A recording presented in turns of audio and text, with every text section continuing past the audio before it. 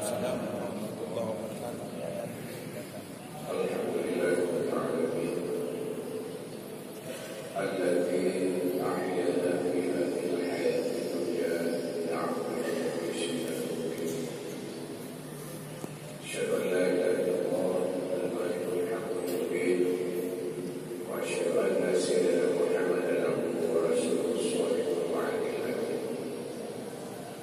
Allahumma shalli wa sallim wa barik ala nabiyil karim sayyidina Muhammad sallallahu alaihi wasallam wa ala alihi wa sahbihi ajma'in.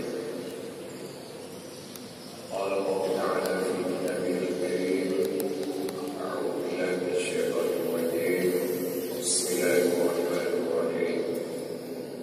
Faman kana yarju liqa'a rabbih falyamal 'amalan shalihan wa la yusyrik bi'ibadati rabbih ahadan. Sallallahu alaihi wasallam. Hadirin jamaah salat subuh yang dimuliakan Allah Subhanahu wa taala.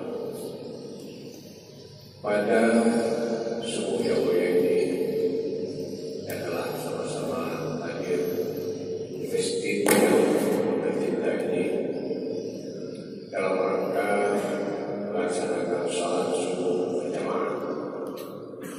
Pada hari ini khususnya salat subuh berjamaah subuh Jumat.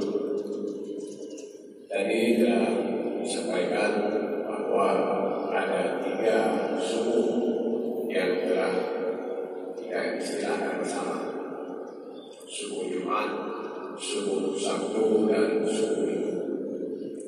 Mungkin nanti akan bertambah subuh-subuh yang lain sampai kepada 7 kali subuh dalam setiap. Hadirin Bapak-bapak dan ibu-ibu jemaah salat subuh yang dimuliakan Allah Subhanahu wa taala. Sebagai renungan singkat kita pada subuh yang mulia ini, kita ingin coba kembali firman Allah yang singkat sekali yang kita bacakan tadi. Faman kana yarju liqa'a rabbih falyamal 'amalan shalihan wa la yusyrik bi'ibadati rabbih ahadan.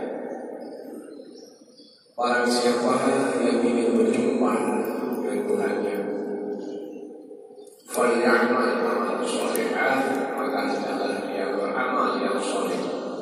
Singkat sekali. Pertama sekali Allah ingatkan kita, faman kana yarju liqa'a rabbih. Barang siapa yang ingin menjumpai Tuhannya. Artinya seharusnya seseorang semuanya berharap akan perjumpaannya dengan Allah Subhanahu wa taala, Sang Pencipta kita sendiri. Artinya persoalan menjumpai Allah adalah persoalan yang diharapkan oleh manusia.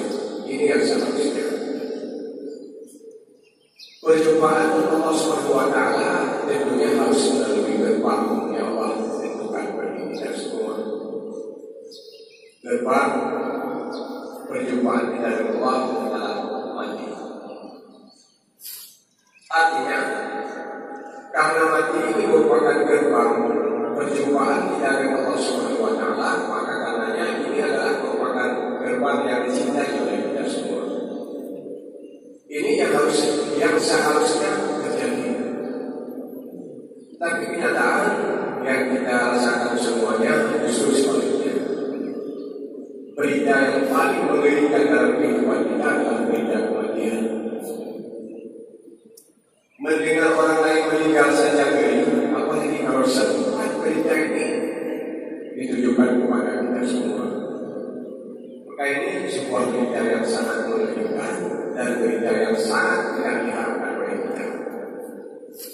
Padahal sekali lagi ini adalah merupakan cita-cita kita semua menghadap Allah Subhanahu wa taala. Sehingga dianjurkan kepada kita di saat kita ingin menghadap Allah, berada di gerbang kita menghadap Allah Subhanahu wa taala, diharapkan kita seharusnya harus tersenyum. Maka para ahli hikmah mengatakan,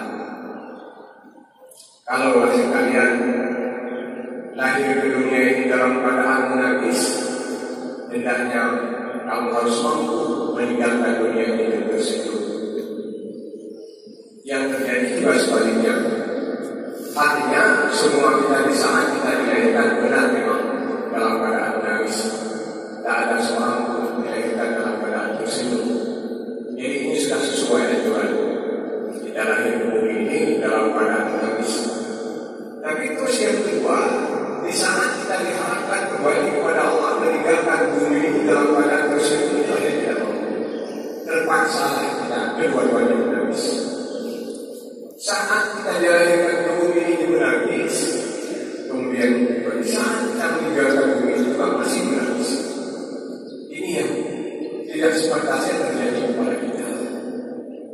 Lalu disampaikan, kenapa di saat kita lahir ke dunia ini dalam keadaan menangis? Ini menunjukkan bahwa dunia ini bukanlah tempat kita mengambil nikmat yang abadi. Bahkan dunia ini merupakan tempat kita harus bersusah-susah hidup. Maka pantas sekali di saat kita lagi harus menangis, karena ini kita akan menghadapi berbagai kesusahan. Tapi apabila kita ingin kembali kepada Allah, karena kita akan mendapatkan nikmat yang abadi, seharusnya kita sudah mulai bisa tersenyum, jangan lagi menangis. Dan ini berpulang rahmat Allah, meninggal adalah merupakan cita-cita luhur para orang soleh dan waliullah yang tidak mampu dijadikan oleh kita semua. Sahabat-sahabat Rasul, di antaranya beliau yang beliau cita-citakan adalah berpulang rahmat Allah dalam keadaan syahid. Ini yang dicita-citakan oleh para sahabat Rasul. Sayyidina Umar terbunuh di dalam masjid pada saat salat subuh seperti ini. Beliau dibunuh. Pada saat beliau bersungkur di tempat sujud, beliau tidak langsung meninggal. Sempat menanyakan beberapa pertanyaan kepada sahabat di sekeliling beliau. Di antaranya beliau menanyakan siapa yang membunuh. Bukan maksud beliau itu mencari siapa yang membunuh, sehingga ini membalas terhadap orang yang membunuh, tidak demikian. Manakala sahabat di samping beliau mengatakan bahwa yang membunuh Wahai Umar adalah aku. Saya tidak mau tersebut. Artinya beliau sudah mencapai apa yang beliau sudah tidakkan sebelumnya, supaya beliau meninggal dalam keadaan syahid. Saat beliau mengetahui yang membunuh beliau adalah musuh Islam, beliau tersenyum. Beliau merasa sudah dicapai apa yang beliau rindukan sebelumnya, meninggal syahid. Hadirin Bapak yang Ibu yang dimuliakan Allah Subhanahu wa Ta'ala. Yang kedua, kejadian di saat Rasul menjelang wafat. Di samping beliau ada putri tercinta beliau, Fatimah. Juga ada istri tersayang beliau, Aisyah. Manakala Rasul hendak berhembus nafas yang terakhir, beliau membisikkan sesuatu ke kuping putrinya Fatimah. Setelah Rasul membisikkan sesuatu ke kuping Fatimah, Fatimah menangis terseduh-seduh. Lalu kemudian Rasul menarik kembali kepada putrinya, membisikkan kedua kali, membisikkan sesuatu kali yang kedua. Lalu Fatimah tersenyum. Semua yang ada di sekeliling beliau pada penasaran semuanya apa yang terjadi. Apa yang dibisikkan oleh Rasul kepada putri-putrinya, sehingga bisikan pertama membuat Fatimah menangis, dan bisikan yang kedua membuat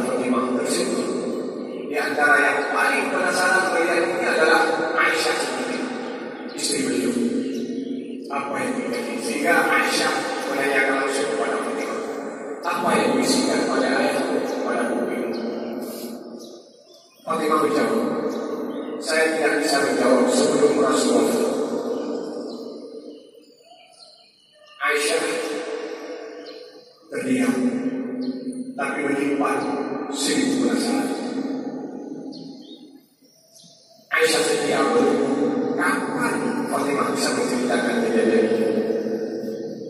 Akhirnya setelah Rasulullah, Aisyah langsung menghadap kepada Fatimah. Beliau sangat penasaran menanyakan kepada apa yang terjadi kemarin. Apa yang dibisikkan ke kuping oleh oleh Rasulullah sehingga membuat kamu menangis kali pertama dan tersenyum kali yang kedua. Fatimah menjawab, pada kali pertama ayah membisikkan ke kuping bahwa beliau akan wafat. Beliau tidak lama lagi akan wafat. Maka aku menangis. Di saat aku menangis, Rasulullah membisikkan kembali kepadaku. Beliau mengatakan, kamu wahai anakku akan usul di dalam dunia. Maka aku tersenyum. Ini yang terjadi bagi hamba-hamba Allah yang rindu menghadap Allah Subhanahu wa Ta'ala. Tersenyum di saat mendengar berita bahwa dia akan usul menghadap orang yang akan menghadap Allah Subhanahu wa Ta'ala. Pasti kalau yang terjadi kepada kita dan demikian, tidak akan bersedih. Kalau ada yang membisikkan ke kuping kita, dia akan meninggal. Dan tidak akan lagi susah saat yang membisikkan kamu akan menyusul. Hadirin yang dimuliakan Allah Subhanahu wa Ta'ala, ini membuktikan bahwa kita sangat-sangat tidak mengharapkan tiap hari perjumpaan kita kepada Allah Subhanahu wa Ta'ala. Mungkin karena kematian ini merupakan gerbang, jadi kita belum sanggup merasakan gerbang ini merupakan gerbang surga. Itu mungkin masih banyak yang merasakan kematian ini gerbang masuk ke dalam neraka akhirat. Hadirin jamaah yang dimuliakan Allah Subhanahu wa Ta'ala, apabila kita mengharapkan perjumpaan kita dengan Allah Subhanahu wa Ta'ala, falyamal amalan saleh. Maka hendaklah kamu melaksanakan amal yang saleh. Mungkin sudah pernah kita sampaikan. Kenapa amal yang saleh ini diartikan sangat sempit sekali? Sering amal saleh ini diartikan dengan pengertian yang sempit. Duduk bersimpuh seperti ini selesai sholat, kita semuanya sepakat amal saleh. Sholat beberapa rakaat sebelumnya dan sholat-sholat yang lain sebelumnya juga kita sepakat ini amal saleh. Zikir kita, umrah, haji, zakat, semuanya juga kita sepakat itu amal saleh. Padahal itu adalah bagian yang kecil daripada amal yang saleh. Pengertian amal yang saleh adalah amal yang sesuai dengan Islam. Amal artinya perbuatan, saleh artinya sesuai dengan Islam. Salat sesuai dengan Islam, amal saleh. Salat tidak sesuai dengan Islam, maksiat.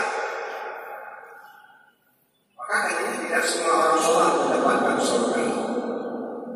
Bahkan ada orang salat yang Allah berikan neraka. Fawailun lil musallin. Jadi ada neraka yang Allah siapkan kepada orang yang tidak salat. Ada neraka juga yang Allah siapkan kepada orang salat. Yaitu salatnya yang bukan amal saleh. Karena salatnya tidak sesuai dengan Islam. Maka kita belajar salat ini bukan urusan anak-anak. Kita nyoba anak-anak baik, ya kalau juga untuk memperoleh tahu urusan anak-anak. Cuma tidur doa makan, bangun tidur dan sebagainya itu urusan anak-anak, sehingga banyak yang sudah dilupakan oleh orang tua. Jadi melaksanakan sholat tidak sesuai dengan Islam bukan amal saleh, bahkan fawailun lil musallin, neraka wailun bagi orang yang sholat an sholati sahur. Di antara sholat yang dianggap sahur adalah sholat yang tidak benar, tidak sesuai dengan syariat Islam.